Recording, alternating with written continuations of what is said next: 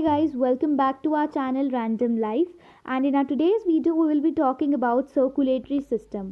अब जब भी हम लोग सर्कुलेटरी सिस्टम के बारे में पढ़ते हैं तो सबसे पहला सवाल हमारे मन में आता है कि सर्कुलेटरी सिस्टम होता क्या है। तो सर्कुलेटरी सिस्टम क्या होता है उसकी मैंने सीधी डेफिनेशन यहाँ पे लिखी हुई है। So definition says that circulatory system is a system that includes heart, blood vessels and blood for the transportation of oxygen, carbon dioxide, food, hormones and enzymes etc. from one part of body to another part of body. तो ये तो हमारी हो गई definition. अब हमारे मन में ये सवाल उठता है कि सर्कुलेटरी सिस्टम जो है वो ह्यूमन बीइंग्स में किस टाइप का होता है। तो ह्यूमन बीइंग्स में close type of circulatory system होता है। अब close type of circulatory system क्या होता है? So close type of circulatory system is a system in which the blood flows in the blood vessels to keep it separate from the body tissues. मतलब कि circulatory system में जो हमारा खून flow होगा वो कैसे फ्लो होगा, कहाँ से फ्लो होगा? हमारा खून ब्लड वेसल्स में फ्लो होगा। ब्लड वेसल्स भी 3 टाइप के होते हैं, आर्टरीज, वेन्स, कैपिलरी, सबके अपने अपने काम होते हैं, वो हम लोग पार्ट 2 में पढ़ेंगे, उसको हम लोग अलग रखते हैं। ब्लड वेसल्स में फ्लो करेगा ब्लड, क्यों? ताकि जो ब्लड है वो बॉडी टिश्यूज से सेपरेट रहे। ठीक है। सो ब्लड क्या होता है? Blood is a bright red coloured fluid when oxygenated and dark red coloured fluid when deoxygenated. Oxygenated मतलब प्योर ब्लड और डीऑक्सीजनेटेड मतलब इम्प्योर ब्लड। अब ऑक्सीजनेटेड ब्लड का मतलब ये नहीं है कि ऑक्सीजनेटेड ब्लड में सिर्फ ऑक्सीजन ही होगी, उसमें कार्बन डाइऑक्साइड भी होगी। लेकिन इसे ऑक्सीजनेटेड ब्लड इसलिए कहा जाता है क्योंकि इसमें ऑक्सीजन की मात्रा कार्बन डाइऑक्साइड से ज़्यादा होगी। और डीऑक्सीजनेटेड ब्लड में भी ऑक्सीजन होगी, ऐसी बात नहीं है कि इसमें ऑक्सीजन नहीं होगी, लेकिन डीऑक्सीजनेटेड ब्लड में ऑक्सीजन की मात्रा कार्बन डाइऑक्साइड से कम होगी। ठीक है। अब blood forms 8 to 10% of body weight of a vertebrate and blood is slightly alkaline with pH 7.4 in nature, which is heavier than water and viscous sticky fluid. The heart pumps the oxygenated blood into the arteries that carry it to various organs, and then the veins carry the deoxygenated blood from the body parts to the heart. जो blood है वो हमारे body का 8 to 10% of weight form करता है, पर सिर्फ और सिर्फ वर्टिब्रेट्स का। वर्टिब्रेट्स क्या होते हैं? ऐसे ऑर्गेनिजम्स जिनके पास वर्टिब्रल कॉलम हो। वर्टिब्रल कॉलम होती है बैकबोन। ठीक है। अब जो ब्लड होता है वो होता है अल्कलाइन विद pH 7.4। pH होता है पावर ऑफ हाइड्रोजन, और ये जो pH होती है पावर ऑफ हाइड्रोजन, इसे हम लोग नापते हैं pH मीटर या फिर pH पेपर की हेल्प से। जिन सोल्यूशन की pH यानी पावर ऑफ हाइड्रोजन 7 से कम होगी वो एसिडिक सोल्यूशंस होंगे, और जिन सोल्यूशन की pH यानी पावर ऑफ हाइड्रोजन 7 से ज़्यादा होगी वो अल्कलाइन सोल्यूशन होंगे। अब यहाँ पे हम लोग देख सकते हैं कि जो ब्लड है उसकी pH 7.4 है, यानी 7 से ज़्यादा है pH, इसलिए वो अल्कलाइन सोल्यूशन है। और अगर सोल्यूशन की हमारी pH 7 से कम होगी तो वो एसिडिक सोल्यूशन होगा, और जिन सोल्यूशन की pH 7 होगी वो ना एसिडिक होंगे ना ही अल्कलाइन होंगे, वो न्यूट्रल होंगे। ठीक है। अब जो हार्ट है वो ऑक्सीजनेटेड ब्लड जो है वो आर्टरीज में डालेगा, और आर्टरीज उस ऑक्सीजनेटेड ब्लड को कैरी करेंगी और जो डिफरेंट ऑर्गन्स होंगे उन्हें वो प्रोवाइड करेगी। उसके बाद वेन्स जो हैं डीऑक्सीजनेटेड ब्लड लेंगे अलग अलग ऑर्गन से या फिर वेस्ट मटेरियल वगैरह, और वो हार्ट को दे देंगे, और फिर उसके बाद वो लंग्स के पास जाएगा। Position of blood. Now blood in vertebrates consist of 2 major parts. One is plasma and the other one is formed cellular elements. Plasma is the fluid part that compose 55 to 58% of total blood, and formed cellular elements are the cells or cell-like structures that form 40 to 45% of total blood. जो plasma है it is a straw coloured fluid part of the blood And formed cellular elements are the disc-shaped structures that are visible under the microscope. Plasma is sticky and slightly heavier than water and is made up of 90% of water, and the remaining 10% is made up of blood proteins, inorganic salts, waste materials, hormones, etc. And formed cellular elements are the cells or cell-like structures present in the blood, and they form 40 to 45% of the total blood, and they are of three types: red blood cells, white blood cells, and blood platelets. Moving on, तो यहाँ पे मैंने एक image add की है. अब जो हमारा ब्लड होता है that consist of 55% of plasma, 1% of WBCs and blood platelets, and 45% of RBCs. This is the composition of blood in vertebrates. That is, the blood will contain 55% of plasma, 1% of WBCs and blood platelets, and 45% of red blood cells. Now, type of blood cells. The first type that we'll be talking about is red blood cells, RBCs, or erythrocytes.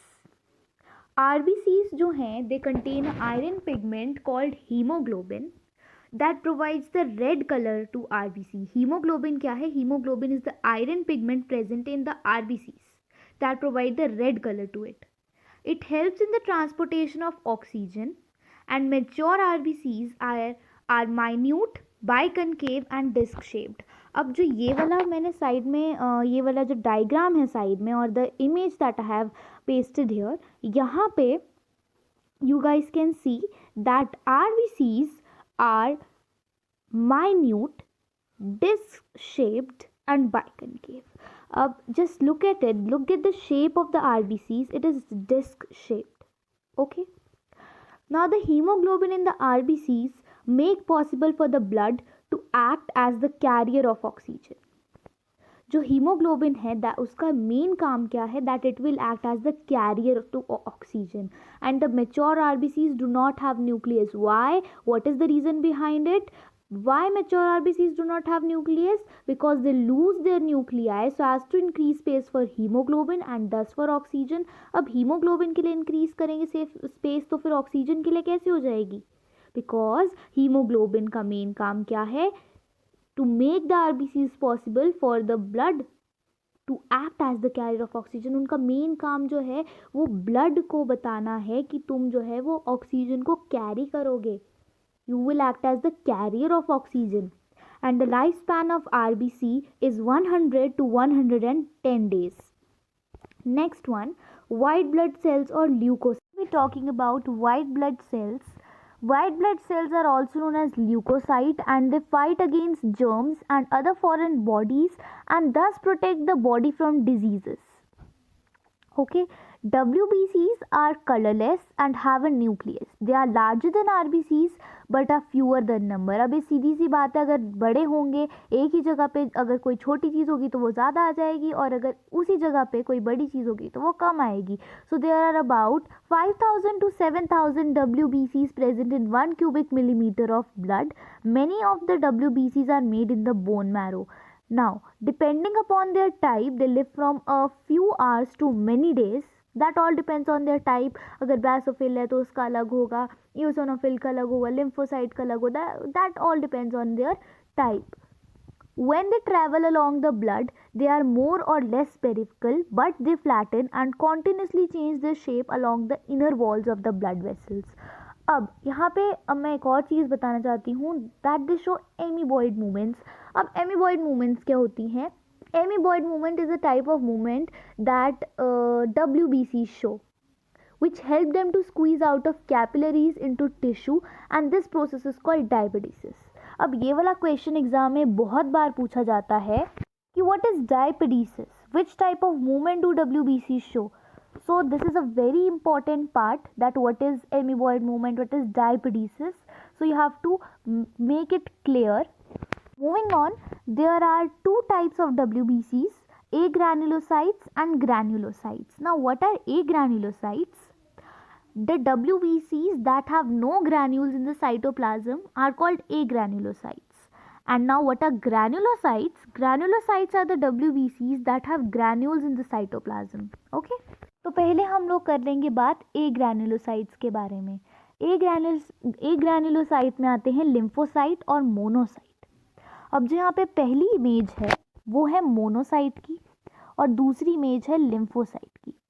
ठीक है, जो monocyte है they have a horseshoe shaped or kidney shaped nucleus. As you can see, this type of nucleus, they have this type of nucleus which is kidney shaped or horseshoe shaped nucleus. And lymphocyte have a round nucleus. ये इनकी main पहचान होती है कि monocyte का horseshoe shaped nucleus होगा और lymphocyte का round nucleus होगा. Now talking about granulocytes, so there are three types of granulocytes: neutrophil, basophil and eosinophil. तो सबसे पहले इन्होंने हमें बताया है neutrophil, then eosinophil and then basophil. These neutrophils have 2 to 6 lobe of nucleus. Eosinophil have bilobe nucleus and basophil have bilobed or irregular nucleus. You can see here that neutrophil have 2 to 6 lobes of nucleus and eosinophil have a bilobe nucleus and basophil have a bilobed or irregular nucleus. Just look at it. Look at the image. You can see the difference between all of them. And don't forget the major difference between agranulocytes and granulocytes. The difference is that granulocyte will have granules in the cytoplasm and agranulocytes will not have the granules in the cytoplasm. Like you can see in the granulocyte in neutrophil, eosinophil and basophil, they have some granules, they have some dot like structures in the cytoplasm. So these are granulocytes, and here in the agranulocyte they do not have any granulocyte, so these are agranulocytes. Now the last division of the formed cellular element is blood platelets or thrombocytes. What is the function of these blood platelets or thrombocytes? Now these blood platelets or thrombocytes actually help in preventing the loss of blood as they cause clotting of blood at the site of injury. अब मान लो कि जितने हमारे पास blood platelets होने चाहिए उससे आपके बहुत कम है ब्लड प्लेटलेट्स. ठीक है, तो जब भी आपको कोई इंजरी होगी, मान लीजिए यहाँ पे आपको इंजरी हुई, ठीक है, तो ब्लड फ्लो होने लगेगा और अगर आपके पास ठीक मात्रा में ब्लड प्लेटलेट्स हैं तो कुछ ही टाइम बाद जो इंजरी है वो क्लॉट कर जाएगी.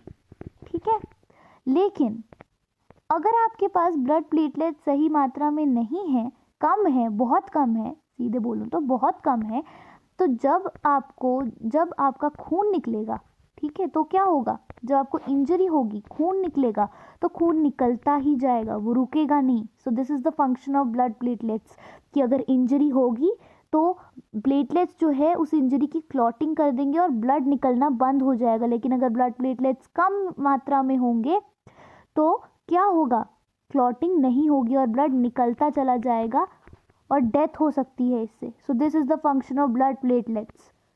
अब जैसे WBCs बोन मैरो में बनते हैं वैसे ही ब्लड प्लेटलेट्स भी बोन मैरो में ही बनते हैं and they have the life span of 8 to 14 days. And blood platelets are about 2.5 lakh in 1 cubic millimeter of blood. Okay, so that was it for today's video, and the rest of it we'll be doing in part 2 and part 3. Thanks for watching.